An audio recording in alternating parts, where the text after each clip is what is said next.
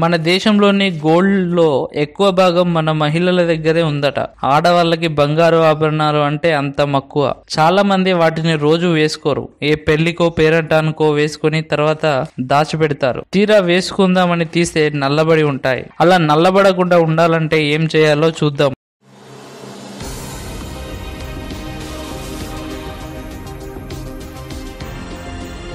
చాలా మంది చాలా పాతబడిన ఆభరణములకు గోల్డ్ షాప్స్ లో పాలిష్ చేయిస్తారు. ఇవి కొంచెం ఖర్చుతో కూడుకున్నది.